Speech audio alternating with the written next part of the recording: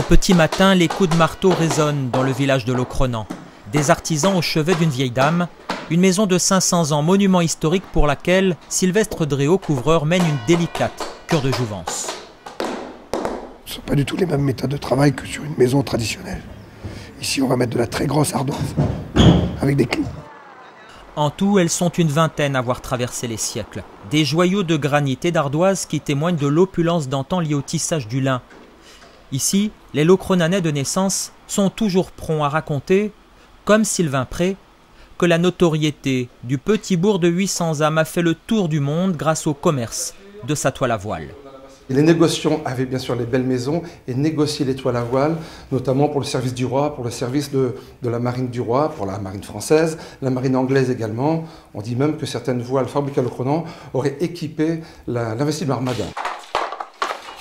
Aujourd'hui, Hervé Le Bihan est le dernier tisserand professionnel de Locronan. Pourtant, dès le XVe siècle, la cité en a compté jusqu'à 150, un cinquième de la population. Des ouvriers réputés pour deux qualités, leur bel ouvrage et leur faible salaire. Ce qui aussi a permis que cette toile se retrouve un peu partout en Europe. C'était un peu, oui, on peut dire entre guillemets, que la Bretagne était un peu la Chine d'un certain côté par rapport aux tarifs qui étaient appliqués aux ouvriers. Mais à Locronan, on raconte aussi l'autre histoire, plus spirituelle, celle de Saint-Renan dont l'église gothique flamboyant est aussi imposante qu'une cathédrale. Alors pour retourner 1000 ans en arrière, il faut prendre rendez-vous avec Clarisse Chipon, l'historienne de la commune, intarissable sur l'icône du village. Saint-Renan était un ermite et aussi paradoxal que ça puisse paraître, il est toujours représenté dans l'église en évêque. Et ici, le saint homme est plutôt du genre apprécié. Pour preuve, des vitraux grandioses et un trésor inestimable sous alarme et vitres blindées lui sont dédiés. Vraie pièce ou légende? On va dire entre les deux. Comme toujours, légende et réalité se confondent souvent. Et celui-là, pas de boutonnière. Au coin du feu, ces brodeuses perpétuent elles aussi le mythe de Saint-Renan. Et pour elles, le temps est compté car dans un an, les costumes traditionnels bretons doivent être prêts pour la grande Troménie. Et pour Martine Louboutin, rien n'est trop beau pour l'événement. Donc c'est en quel matériau ces brodeuses? C'est en canti, en fil d'or en fait, qu'on achète au brin. J'ai mis 1 an à le faire et en travaillant dessus tous les jours. Et là maintenant, je vais donc faire un nouveau costume pour ma fille. Car tous les 6 ans, comme ici en 2007, la grande Troménie de Locronan attire près de 40 000 pèlerins et touristes, début juillet. Sur 12 km, c'est l'un des principaux pardons de Bretagne. Des mois de préparation, notamment pour René et son frère, eux, veillent sur les bannières et ne rateraient la date sous aucun prétexte. Tu as des gens qui ne sont pas croyants et qui font la Troménie. Tu as des gens qui sont croyants et qui font la Troménie. En fait, on ne peut pas dire pourquoi les gens font la Troménie. C'est personnel chez eux. Locronan, lieu culte aussi pour les druides bretons qui sortent de l'ombre à chaque grande Troménie pour rendre hommage à ceux qui ont refusé d'être évangélisés. Parmi eux, Pierre Kerlor. Ce cadre de la poste à la retraite a été désigné grand druide de Bretagne il y a 4 ans. Il nous a donné rendez-vous près de cette croix, symbole de résistance pour les druides.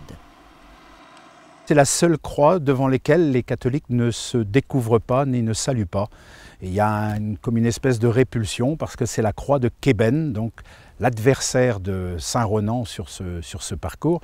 Mais pour connaître l'âme de Locronan, il faut aussi savoir s'en éloigner légèrement. Ça donne d'autres vues sur Locronan. Claude Ribert connaît tous les chemins creux alentour, un véritable labyrinthe où se cachent de petites merveilles. Mais beaucoup de petits sentiers, si bien qu'on peut revenir dans le centre-ville par n'importe quand on veut. Quand on a assez d'avoir marché, ou quand on voit une belle vue, ou tiens, la chapelle, l'église, ah bah tiens, on va remonter par là, ou une rue avec des vieilles pierres, tout ça c'est magnifique, quoi. Un paysage de décor de cinéma. D'ailleurs, de nombreux films comme Thèse de Roman Polanski ou Les Chouans avec Sophie Marceau ont été tournés ici. Mais attention, pour le maire de la petite commune, Jean-Luc Engelmann, Locronan n'est pas seulement une carte postale. On sent effectivement ce poids du passé qui est incommensurable, quoi, et qui nous aide, je pense, à voir l'avenir. C'est quelque part, on a un moment de plénitude ici quand on se promène à Locronan. À Locronan, comme souvent en Bretagne, l'histoire se termine en musique et en danse. Un fest-noz, une fête de nuit, bien après le coucher du soleil.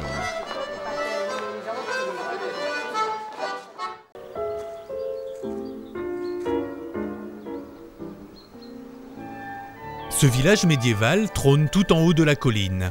Voici Dôme, dont la hauteur offre une vue imprenable sur la vallée de la Dordogne. Au bord d'une falaise, c'est l'une des bastides construites au XIIIe siècle selon le bon vouloir du roi Philippe III le Hardi. Une ville nouvelle pour faciliter les échanges commerciaux, faire rentrer les taxes et surtout protéger le royaume de France de l'ennemi anglais pendant la guerre de 100 ans. Pour ces lycéens de Saint-Germain-en-Laye, la visite de Dôme est un voyage dans le temps. Cette guerre de 100 ans va avoir une frontière infranchissable, c'est la rivière. On peut la traverser avec un bac, 1 ou 2 personnes, mais avec une armée, c'est pas possible. Donc on va être obligé de rester de chaque côté de cette rivière pour surveiller donc l'ennemi. Et on va camper sur ces positions, grosso modo, pendant une bonne centaine d'années. Et on aura tout le temps de construire les beaux châteaux qu'il y a en Dordogne. C'est pour ça qu'il y a autant de châteaux, tout simplement. La découverte passe par ces ruelles au charme préservé. Ici, un carré roux voit à sens unique où 2 charrettes ne pouvaient se croiser. Il suffit de lever la tête, des modèles d'architecture s'offrent aux visiteurs, comme la maison de repos des évêques de Sarlat. La porte d'entrée de cette maison, qui est, contrairement à ce qu'on fait en général en France, sur le petit côté de la maison et non pas sur le grand côté de la maison. Rappel, petit côté pignon, grand côté façade. Il y a une expression qui dit avoir pignon sur rue, que vous connaissez peut-être, c'est avoir une bonne situation. Ben, ça vient de là, c'est avoir donc sa maison qui donne sur la bonne rue ou sur la bonne place du village, tout simplement. Au Moyen-Âge, Dôme a érigé des remparts sur son flanc le plus vulnérable.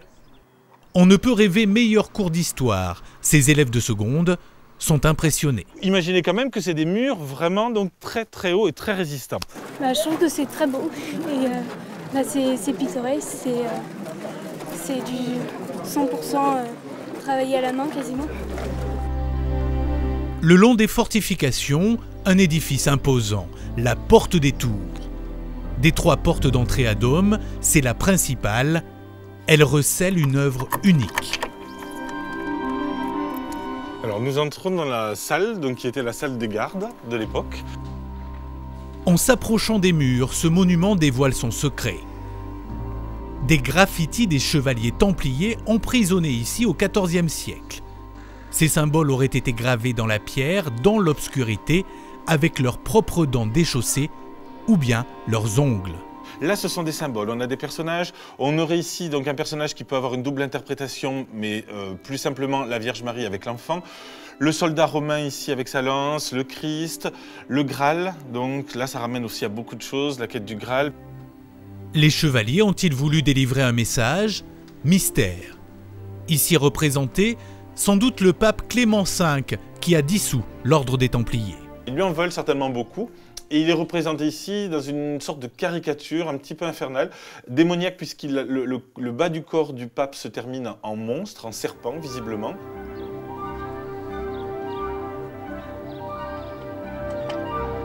Quelque part dans le village existe un autre trésor caché. À seulement 20 mètres de profondeur sous la place centrale, voilà l'entrée d'une magnifique grotte. Et là on a un plafond qui est exclusivement créé avec des stalactites qui se touchent toutes, et donc ça donne un aspect très très particulier à ce plafond, hein, qui est un petit peu angoissant quand on voit toutes ces pics au-dessus de nos têtes. Ce voyage au centre de la Terre révèle une galerie de 400 mètres de long, 7 salles différentes, avec un petit parfum d'aventure. On est entre la spéléo et la visite, hein, mais donc vraiment accessible pour tout le monde. Au fond de la grotte, la température est de 13 à 15 degrés toute l'année. Juste avant la sortie, une rencontre insolite, des chauves-souris en hibernation. Attention aux âmes sensibles. Ils ont plus peur de nous que nous d'elles, mais les visiteurs, non, en général, il y a des personnes qui sont phobiques, donc qui partent en courant, mais donc c'est très très rare d'en observer d'aussi près. La richesse de son patrimoine fait de Dôme l'un des plus beaux villages de France. Chaque année, 1 million de touristes découvrent ce musée à ciel ouvert et son panorama sur la vallée de la Dordogne.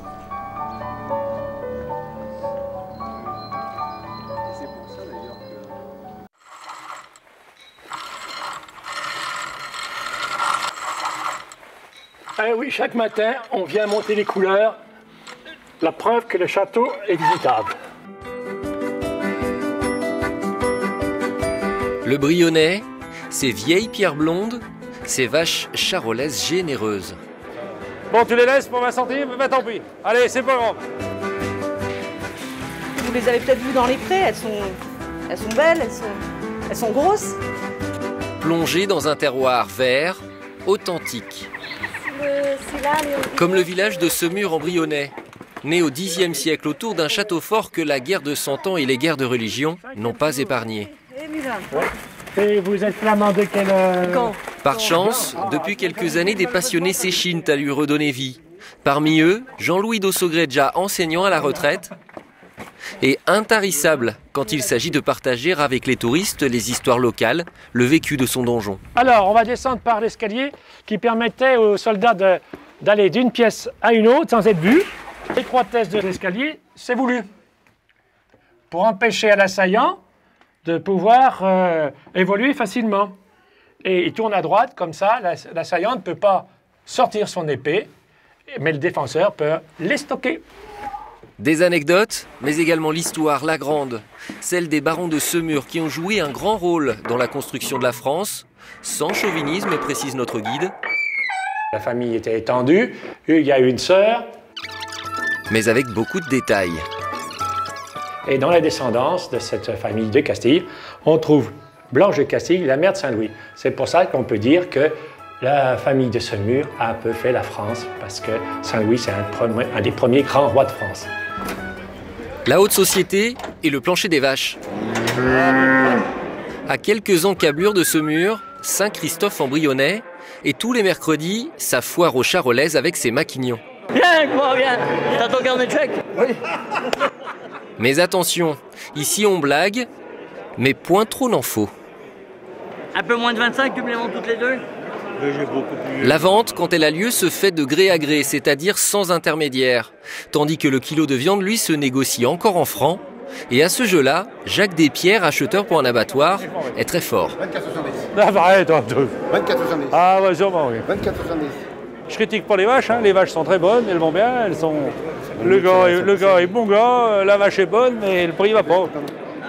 Parfois avortées, parfois concluantes. Les affaires, même avec le sourire, sont les affaires, et chaque bête vendue est marquée. L'ambiance est toujours tendue comme ça, hein, mais c'est bon enfant, hein, c'est sympathique. Hein, entre gens, on se connaît tous, mais bon, après, chacun défend son beefsteak, c'est le cas de le dire. Oui, l'expression. Hein. Juste à côté, plus moderne mais tout aussi disputé, le marché au cadran. Cette fois, les enchères sont globales, menées par un speaker.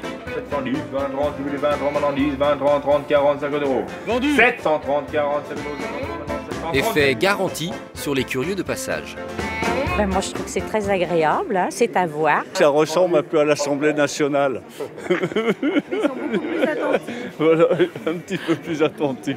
On a vu les bêtes à quatre pattes, là, vivantes, et maintenant, on va les voir dans l'entrecôte, dans l'assiette. Entrecôte, pourquoi pas, mais aussi aloyaux, bavettes, onglets. Dans son restaurant, Sophie Rivolier ne cuisine que de la viande charolaise triée sur le volet. Je leur demande des vaches qui ont minimum 4 ans et qui ont déjà fait un veau. C'est là où elles sont le meilleur, le plus tendre. Il faut qu'elles soient au minimum maturées 3 semaines. Si elles sont abattues et consommées trop rapidement, la viande n'est pas bonne, elle est trop dure. Du pré, directement à l'assiette, ou presque. Et une chair, au final, qui fond dans la bouche. La charolaise, symbole d'un bocage gourmand, paisible.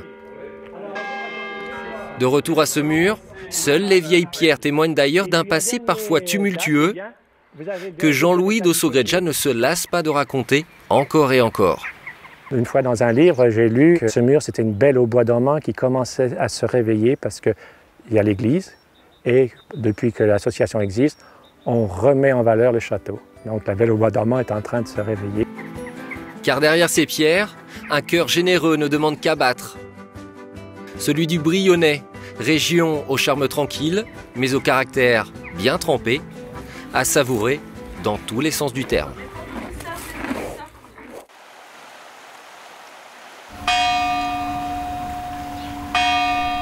C'est un des lieux les plus reculés du Languedoc. On l'appelle d'ailleurs le désert. Pour y accéder, il faut traverser le pont du Diable. Surgit alors l'un des plus beaux villages de France, blotti autour d'une abbaye fondée en 804 par Saint Guilhem, cousin de Charlemagne. 6 religieuses habitent là.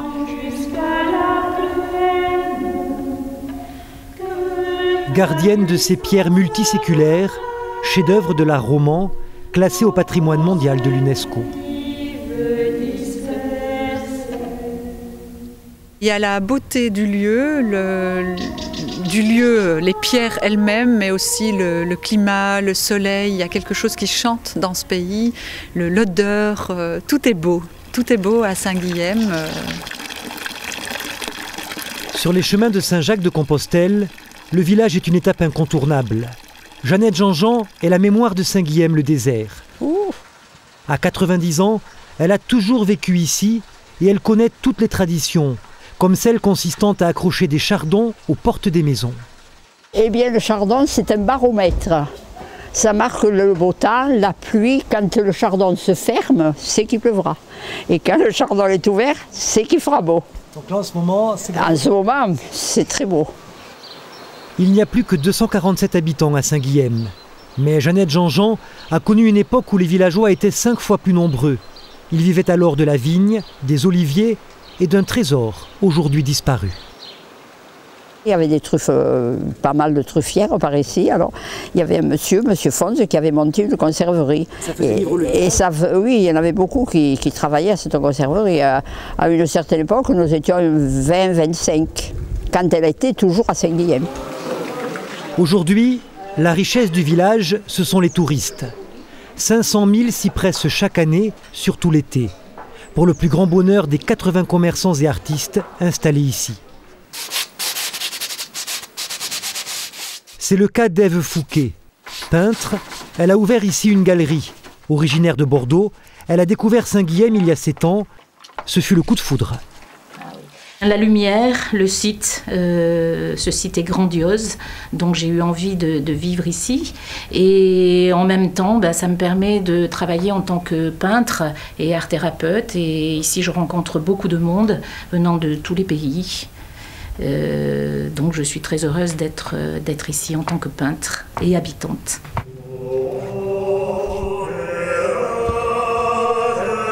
Le pays de Saint-Guilhem est aussi terre de légende, forgée depuis le Moyen-Âge.